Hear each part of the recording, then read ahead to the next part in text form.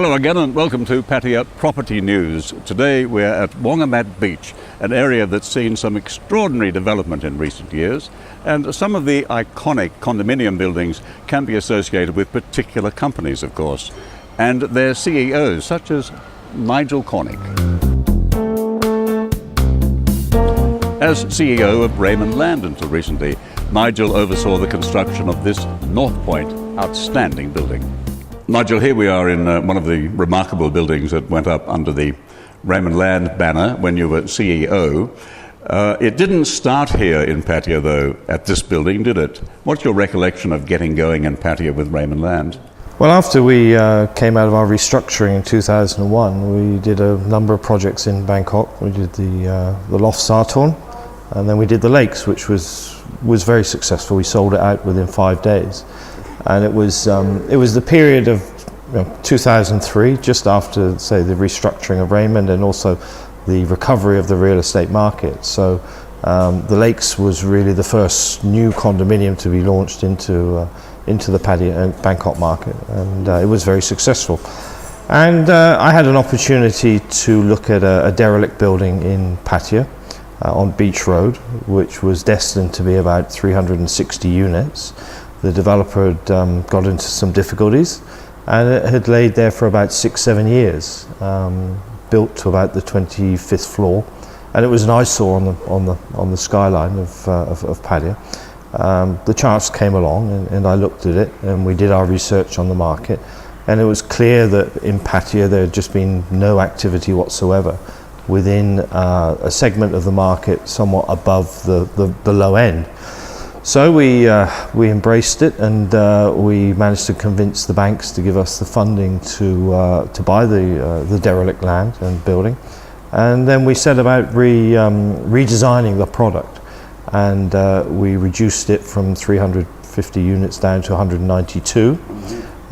We upped the specification as far as the market here was concerned, and we called it North Shore. And if you look on the skyline now, North Shore is there, and that was really the start of our interest and my interest in Pattaya. Yeah. And from there we were able to secure this site, which frankly 12 rai on the beachfront anywhere in Thailand is hard to find, but we were able to secure this. It had been owned by a Thai family for many years. They used it as their holiday home. They had 2 old villas here. And it's a spectacular site. When I saw it first, I just couldn't believe how lucky we were able to find an opportunity to take the North Shore experience to the next level. Yes, so that North Shore experience, though, was interesting to bystanders because, as you say, the original building constructed by others but never completed by any means was a shocking eyesore, wasn't it, as you rightly described it. And you took the opportunity, it seemed to me, just looking from the street and around the place, because I like to see these sorts of things, to do something different. It was the first building where these confounded compressor units were concealed. So many good buildings go up and they're not considered till the people move in, and then you get these ugly units everywhere. You did a fantastic new roof line for North Shore as well. So there must have been a lot of pleasure in thinking up and thinking this is our opportunity to do something a bit special with this building. Yeah, I think also, as you rightly said, it was an old eyesore, and one of the problems with old eyesores is they got inherent problems. Low floor to ceiling heights, the grid of the building was not ideal. But the air conditioning problem was where we started, actually, because in the Lakes we were fortunate enough to have enough height to put them above the balconies and conceal them in that way. Whereas here we had no opportunity to do that. So the method of grilling on the outside and concealing it so it isn't obvious was a challenge, and it worked out very well. But that was one of the boxes that we sort of needed to tick moving forward on the projects that we did.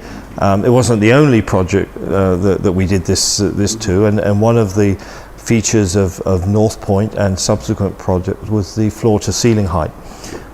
So here we've got a 3-meter floor to ceiling height and opportunities to conceal the air conditioning units above the balcony or to the side. So all of these experiences, we set about applying the solutions to Northpoint. One of the other issues that we found on North Shore was the window frames and the systems, because as you can see from today, when it rains here and the wind's blowing, it's a challenge to prevent water penetrating into the building. So these particular windows here introduced, I think, probably into a residential project, the first double glaze system in Thailand for a residential building. You'll find it pretty common in some office buildings, and we designed a window system which is quite extraordinary, and it's the type of feature and detailing which is not necessarily going to be found too often because it costs money. This site here, as you mentioned, is really so special. You're lucky to have it. You've managed to put two tall buildings on it, very slim buildings, dramatically tall. They, along with North Shore, sort of marked a turning point, I feel, in the development of Pattaya into something more than it had ever been before. Yeah, I think if you look at North Shore, and I think it's an example of how you can create a niche market. Some of the pricing for units in North Shore after the launch got up as high as about 180,000 baht a square metre. Now, when I first bought that site, the agents in Pattaya told me that I was crazy to think I'd get more than 50,000 baht a square metre in Pattaya, didn't matter where it was. Now that basically showed that you can, and the market tends to be less focused on the rate per square metre than in the cost of acquiring a one-bedroom or a two-bedroom unit, particularly the foreign market. They tend not to think about square metre prices. The square metre pricing has come about as a result of, if you like, the Asian market more so than the Western market. So the price per square metre, sometimes it's relevant, sometimes it's not, because not everyone is focused upon that aspect. It's if they want a unit, they've got this amount to spend, and they will spend it. And it just happened that in the period we built North Shore, and to some extent Northpoint, there was no competition. Whether you paid 120 or 150, there was nowhere else to buy. And I think that's something else which has changed somewhat in Pattaya. There is now a lot of competition in the marketplace. Not necessarily on an equal footing, but the competition is there. Yeah. We're on the 47th floor of Northpoint, which is extraordinary in itself. And this is not even the top floor, I think another 5 or so. In fact, when Raymond Land was topping off this building, I think is the expression, you were here, and many people from the company, and some TV people. I was here too when you went to the roof, yeah. The very roof here, and you had quite a few people up there actually, including me. So I've seen this view before, and it's a darn good one, isn't it? It's a lovely spot. And I remember that day, on the topping off day, when people came downstairs to the nearly completed units. You were very into detail that day. I mean, the official part of it was kind of over, but I remember you being in the kitchens of some of the newer apartments downstairs here, and you weren't necessarily satisfied with everything that had happened at that comparatively early point. Are you normally hands-on like that and want to have your say about exactitudes? I think one of the issues when you're delivering finished product, as opposed to the norm of when I first came to Thailand 20 odd years ago, was that you bought a bare shell, and the detailing and the finishing was very much up to the owner. So it was his problem to get that level of detail. But as you move into this scenario where you're offering a completed unit, then people's expectations levels rise. And as they rise, the more difficult it is to satisfy, if you like, their requirements and often the contractor's expectations of what he can deliver. And so you do find the situation where the attention to detail is somewhat lacking.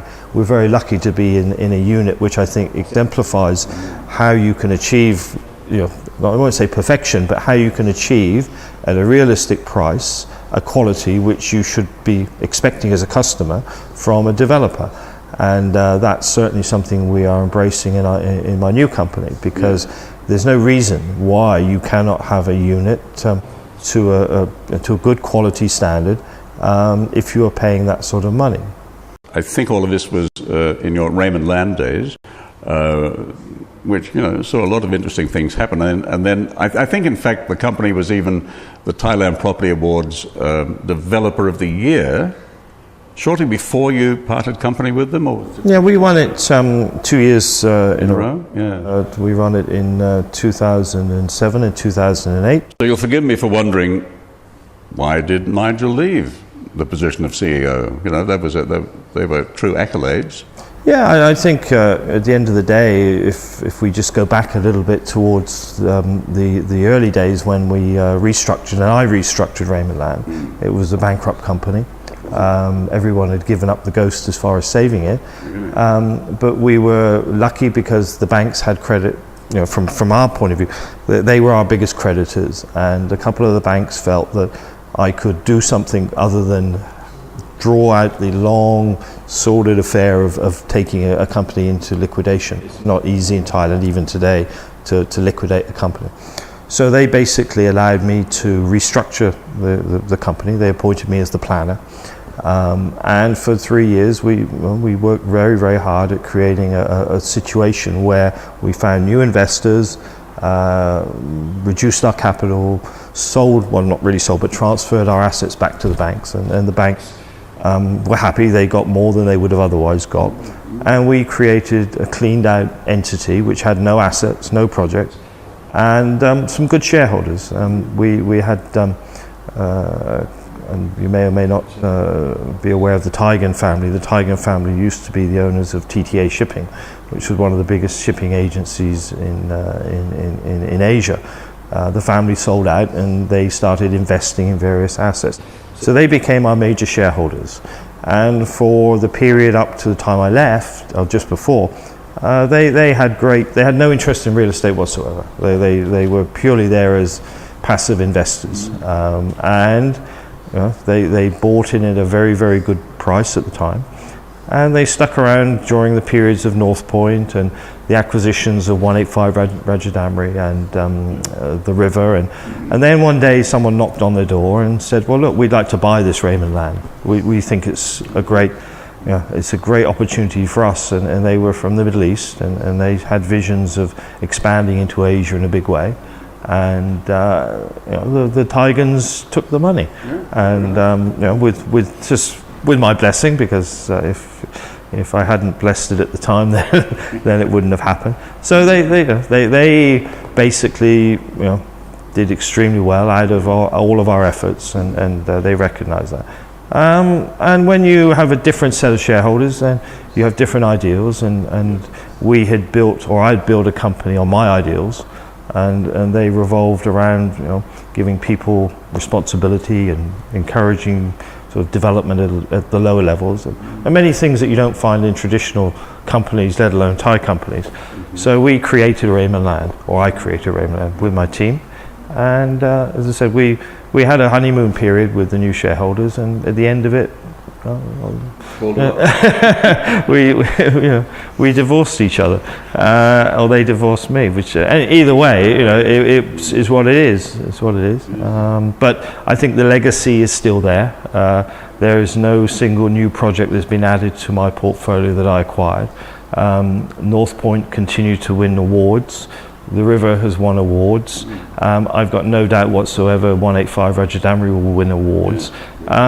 Because real estate's a long-term business. It isn't about 1 year or 2 years or 3 years.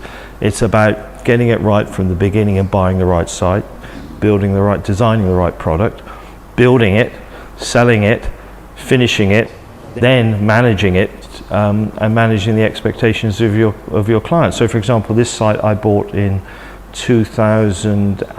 beginning of 2006. So here we are 6 years later, and it's here, it's established, and I think most people would agree it is probably one of, if not the best, certainly the best in Pattaya. I have got no doubt whatsoever. And the tallest, I think. And the tallest residential building in Pattaya. And I do not believe that there will be too many competitors to this product.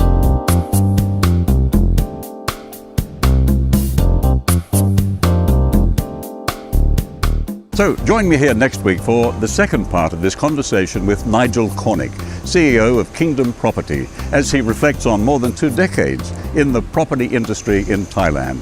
It's all here on Pattaya Property News.